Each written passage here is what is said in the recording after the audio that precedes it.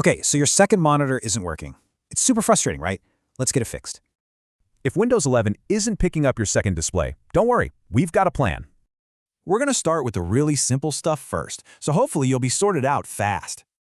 Before you touch any settings, check your cables. Seriously, this simple step solves most issues. Okay, if the hardware's all good, it's time to dive into your computer's software. Right, first things first, open up your Settings menu and click on the System tab.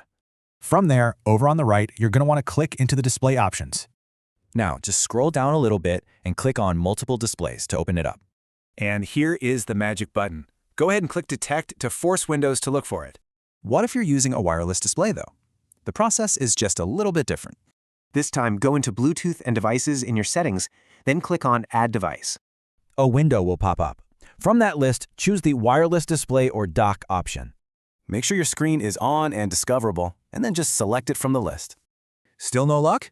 Well, now the problem is probably your computer's graphics driver. You've got three main options here. Update it, do a fresh reinstall, or roll back to an older version. So to update, head back to Settings, go to Windows Update, and then into Advanced Options. Now click on Optional Updates. If there's a new driver, you'll find it right there. Just check the box next to your graphics driver and hit Download and Install. Easy peasy.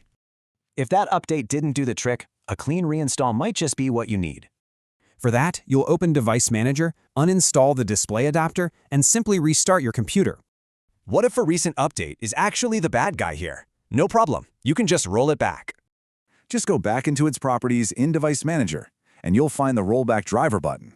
So, quick recap. Check your physical cables, use that Detect button, then tackle your drivers. And one final pro tip, it's often best to get drivers straight from your computer manufacturer's website.